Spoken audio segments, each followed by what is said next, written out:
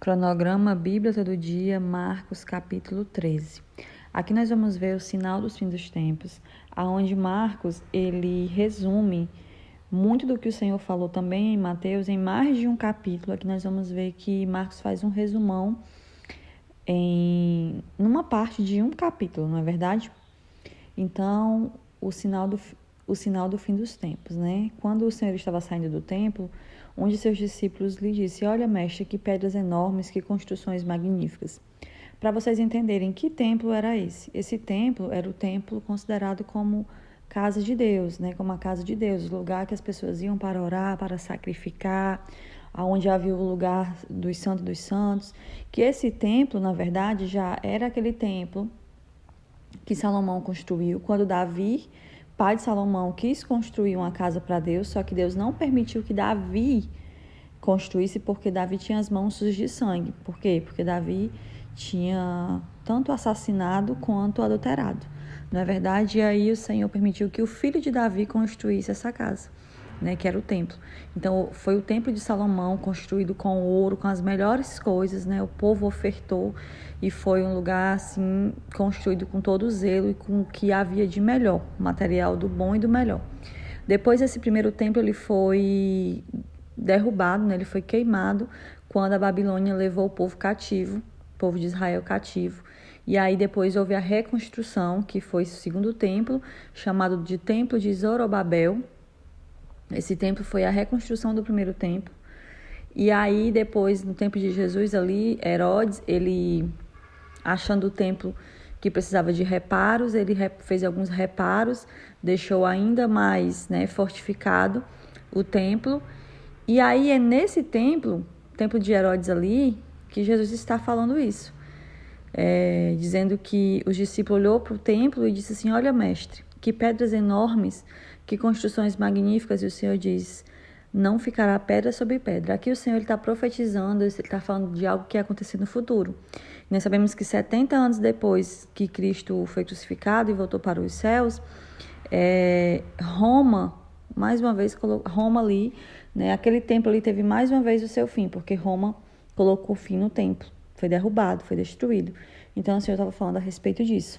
Mas ali também o Senhor pega a carona para falar a respeito das últimas coisas, dos últimos tempos, do que estava para acontecer. Eu sempre falo disso para vocês, que o Senhor ele não deixou data, não deixou dia, mas o Senhor deixou sinais. Então nós não temos data, nós não temos hora, nós não temos que colocar no nosso calendário o dia e a hora que Jesus voltará. Seria bom demais, porque aí as pessoas iriam viver suas vidas conforme queriam, e quando faltasse um dia ou faltasse horas para Jesus voltar, muitos iriam se consertar. Mas é por isso que nós não sabemos a hora, que nós temos que andar vigilantes o tempo todo. E aí o Senhor deixou sinais. Olha, quando acontecer algumas coisas como estão acontecendo hoje, nós que conhecemos a Bíblia sabemos que aquilo que nós lemos nesse capítulo aqui 13, muitas coisas já estão acontecendo, nós sabemos que está próximo do Senhor Jesus voltar.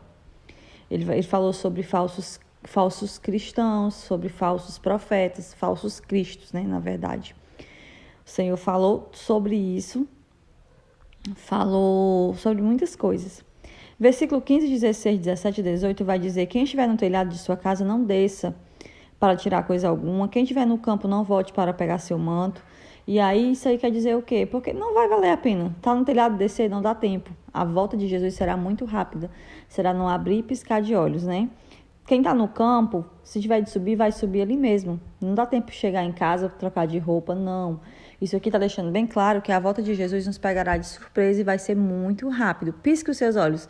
Nós piscamos os nossos olhos quantas vezes por dia? Nós nem nos damos conta, não é verdade? Da mesma maneira é quando Jesus voltar. E nesse sentido aqui do versículo 17, que diz: "Ai daquelas que estiverem amamentando ou estiverem grávidas, ou orem para que essas coisas não aconteçam no inverno." Muitas pessoas dizem assim: "Se Jesus voltar hoje, eu estou grávida ou eu estou amamentando, eu não vou subir." Misericórdia, né, irmão? Se Jesus voltasse hoje, eu estou grávida, eu não subiria? Não é sobre isso. Aqui o Senhor está falando que vão ser dias terríveis, vão ser dias difíceis. E uma grávida, então uma mulher que amamenta, ou um tempo de inverno, é um tempo mais delicado, é um tempo mais difícil, é um tempo que tem as suas tribulações. Não é verdade? E aí, o que dirá se coincidir com aquele dia, né? Que vai ser triste para quem não subir, tá bom? Depois nós podemos ver aqui a respeito de como o Senhor enviará os seus anjos, versículo 27. Ele enviará os seus anjos e reunirá os seus eleitos dos quatro ventos, dos confins da terra até os confins do céu. Aqueles que são do Senhor, os justos, aqueles que estão em Cristo Jesus, que estão com suas vestes limpas, né, estão se santificando todos os dias, todos estes, embora nós estejamos no Brasil, em outra nação, nos quatro cantos da terra, nós seremos reunidos e levados às alturas, tá bom?